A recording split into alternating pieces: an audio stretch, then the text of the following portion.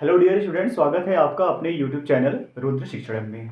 Dear students, हम इसके just पहले वाले वीडियो लेक्चर में बात किए थे कि हम चार्ज को किस तरह से डिस्ट्रीब्यूट कर सकते हैं। हमने वहाँ पे कुछ अलग अलग प्रकार के आवेशों के वितरण को हमने देखा था। जैसे हमने क्या देखा था पहले कि रैखिक आवेश वितरण क्या होती है, फिर हमने देखा पृष्ठीय आवेश वितरण क्या होता है, फिर हमने आयतन आवेश वितरण को देखा और हमने वहां से ये भी निकाला कि अगर कोई एक धन परीक्षण आवेश था तो उस धन परीक्षण आवेश पे वो जो आपका एलिमेंट था, जो आवेशित था, वो कितना फोर्स लगा रहा था। इन सारी चीज़ों को हमने पिछले वीडियोस में देख लिया है। मेरा आपसे रिक्वेस्ट है कि अगर आपने उन वीडियोस को नहीं देखा है तो आप हमारे चैनल रुद्र शिक्षण पे विजिट कीजिए।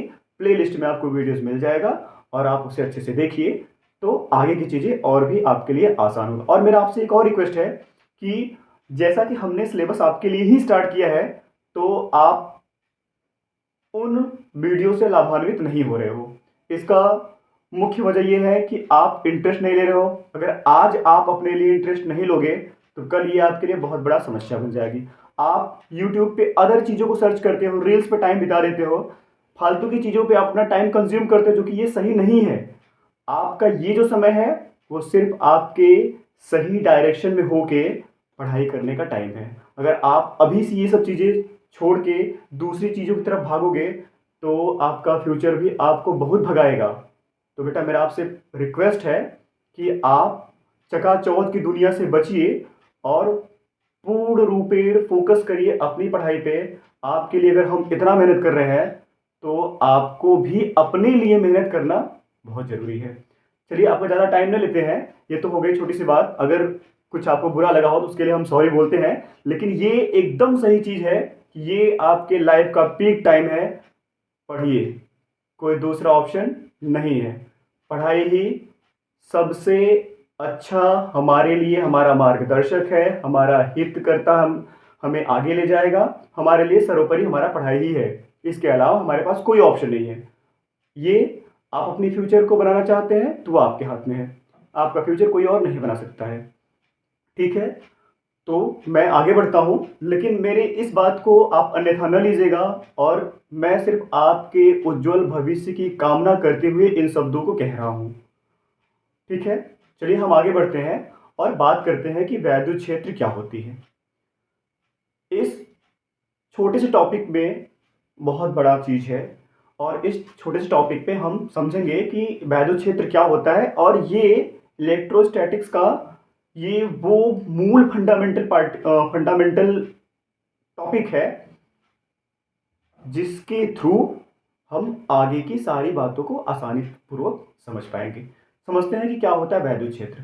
देखिए डियर स्टूडेंट, जब मैंने स्टार्ट किया था तो सबसे पहले हमने बोला था कि चार्ज क्या होती है, आवेश को मैंने बताया कि आवेश क्या होती है। फिर आवेश को जब आपने समझ लिया तो मैंने उसी समय आपसे ये बताया कि आवेश के प्रकार क्या होते हैं। आवेश के दो प्रकार का बात किया। हमने कहा कि आवेश दो प्रकार का होता है, एक होता है धनावेश, दूसरा होता है ऋणावेश।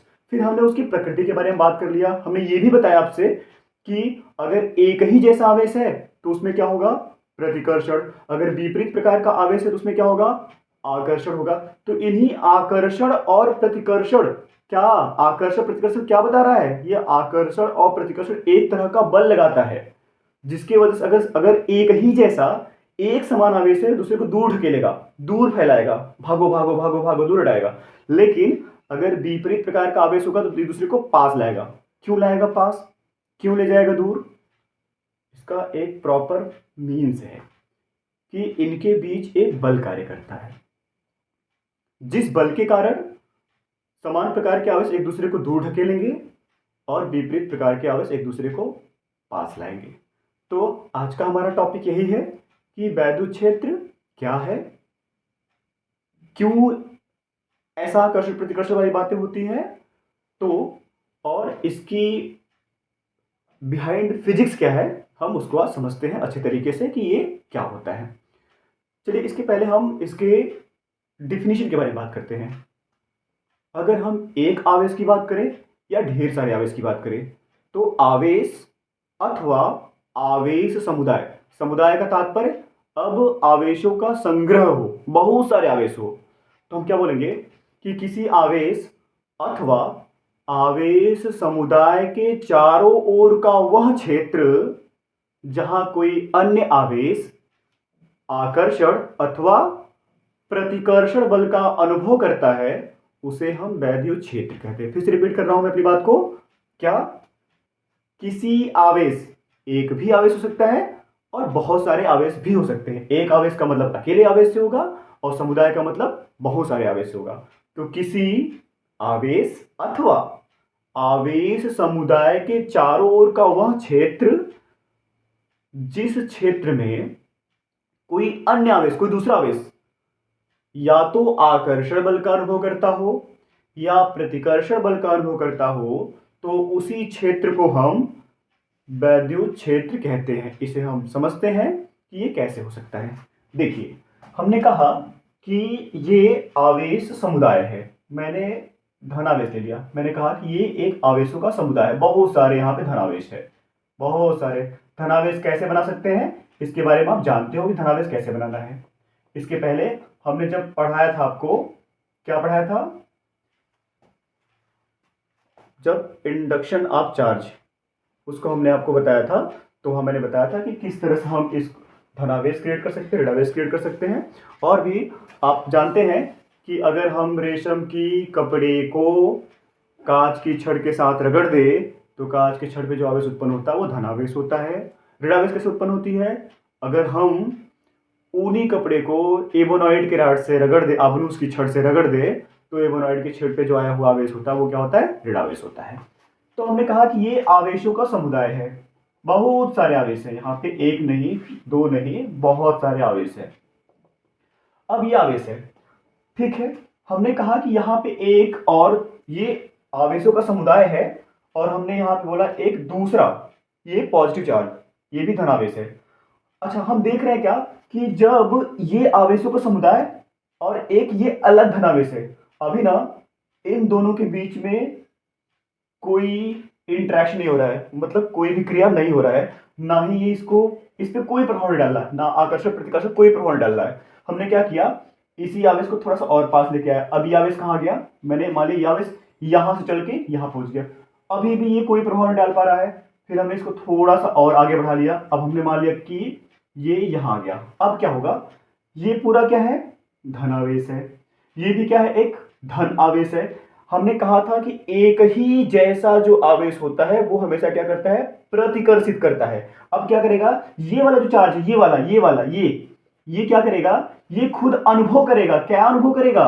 कि ऐसा अनुभव करेगा कि एक बल लग रहा है जो कि इसको दूर ढकेल रहा है, जो इसको क्या कर रहा है? दूर ढकेल रहा है। मतलब ऐसा लग रहा है, ये वाला जो चार्ज है, ये वाला चार्ज, ये क्या एक्सपीरियंस करे? ये अनुभव कर रहा है कि कोई ना कोई तो बल है जो इसको इधर की तरफ ढकेल रहा है बाहर जाने के लिए।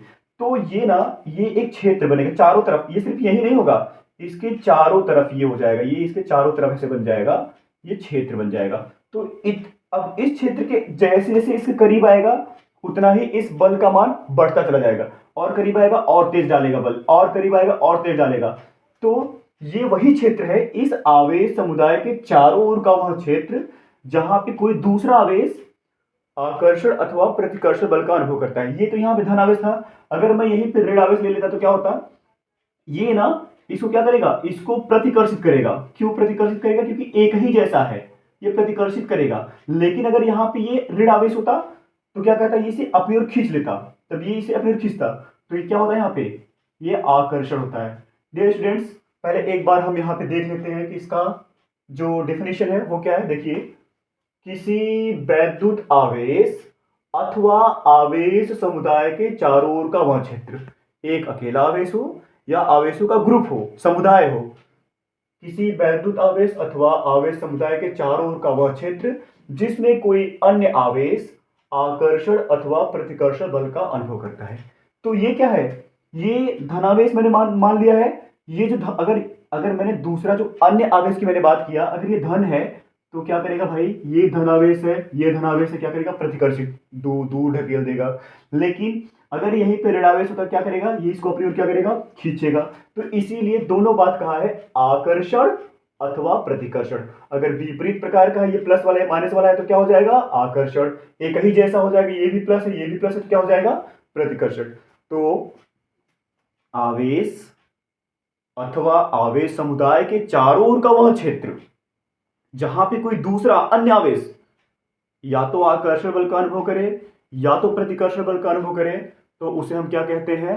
वैद्युत क्षेत्र। एक और बात, जब इसके पहले हम बल की बात करते थे तो बल ना कांटेक्ट में होने से होता था। अगर हमने किसी वस्तु पे बल लगाया तो वो वस्तु विस्थापित हुआ, तो पहले क्या था कि हम ना उस चीज को कांटेक्ट में लाके अनुभव करते थे। मतलब बिना कांटेक्ट में आए बल नहीं लगेगा, और बल जब तक लगेगा नहीं तब तक उस पर कोई प्रभाव नहीं पड़ेगा। लेकिन यहां आपने क्या देखा? क्या दोनों चार्ज एक दूसरे के कांटेक्ट में है?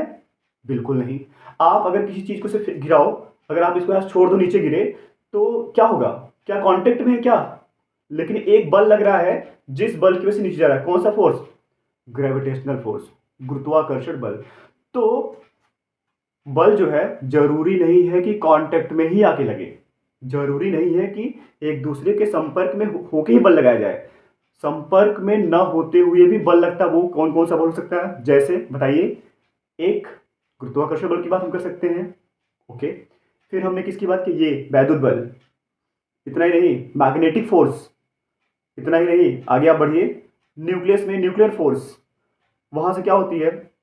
अगर हम इन सारी चीजों की बात करें तो बिना कांटेक्ट में आए हुए भी ये बल लगाते हैं।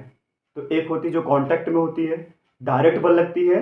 एक कांटेक्ट में नहीं आता है, बल लगता है। आप इसको छोड़ दो, जमीन पे गिर जाएगा। कौन सा फोर्स लगेगा? Gravitational force. ये जो है, ये पॉजिटिव पॉजिटिव चार्ज दूर दूर, कोई कांटेक्ट में नहीं है लेकिन क्या कर रहा है? प्रतिकर्षित कर रहा है। ये कांटेक्ट में नहीं है लेकिन क्या कर रहा है? आकर्षित कर रहा है। तो इसे हम क्या बोलते हैं? इसे बोलते हैं हम वैद्युत बल। आकर्षण बल, प्रतिकर्षण बल को हम वैद्युत बल बोलते हैं। और ये जो क्षेत्र होती है, जिस क्षेत्र के अंदर कोई अन्य आवेश आकर्षण या प्रतिकर्षण बल का अनुभव करता है, उसे हम कहते हैं वैद्युत क्षेत्र। डियर स्टूडेंट्स, इसके जस्ट बाद वाला जो टॉपिक है इसको हम बोलते हैं वैद्युत बल रेखाएं। वो काफी इंटरेस्टिंग है, काफी कॉन्सेप्चुअल भी है, मजेदार है। इलेक्ट्रिक लाइंस क्या होती है और उनकी कुछ प्रॉपर्टीज होती हैं। जो पॉजिटिव चार्ज होती है उसकी लाइन क्यों बाहर ही निकलती चली जाती है, जो नेगेटिव चार्ज होती है उसमें जो उसके लाइंस होती है वो अंदर की तरफ क्यों चली जाती है, पॉजिटिव पॉजिटिव वाला क्यों दूर ढकेलता है, पॉजिटिव नेगेटिव वाला क्यों एक दूसरे को अट्रैक्ट करता है। तो इन सारे मुद्दों पे हम बहुत अच्छे से बात करेंगे। लेकिन मेरा फिर से आपसे एक बार रिक्वेस्ट है कि आप वीडियोस पे पूरी तरीके से बनिए और पूरा अंत तक वीडियो देखिए, तब आप जाके उससे लाभान्वित हो पाएंगे। अदरवाइज ये कोई मतलब नहीं निकलेगा आपके पढ़ने और मेरे पढ़ाने का। ठीक है, कोशिश करिए कि वीडियोस आखिरी तक देखिए, तब आपको उससे लाभ मिलेगा। कंटेंट आपके लिए कितने मेहनत से बनाया जाता है ये आप नहीं जानते हो। आपके लिए तो बस वही रील्स पे टाइम बिता देना है, बस फालतू जगहों पे टाइम बिताना है बस आपके लिए। आप जब तक चीज़ों को समझने की कोशिश नहीं करेंगे तब तक आपको दुनिया में कोई नहीं सिखा सकता है। इसलिए सीखने सिखाने की कड़ी में सबसे महत्वपूर्ण बात यह है कि हम अपने अंदर थोड़ा सा पेशेंस रखकर पढ़ने के लिए प्रॉपर रूप से बैठे। तो जब तक प्रॉपरली आप बैठोगे नहीं पढ़ने के लिए, नहीं सीख पाओगे। मैं उम्मीद करता हूँ कि अब से आप अपने पढ़ाई की पैटर्न्स को बदलोगे, पढ़ने की भरपूर कोशिश करोगे, और पढ़ने की भरपूर कोशिश करोगे तो आपका ही भविष्य उज्जवल होगा। ठीक है, मैं आज की क्लास यहीं पे बस खत्म करता हूँ। तब तक के लिए थैंक यू सो मच। खुश रहे, मस्त रहे।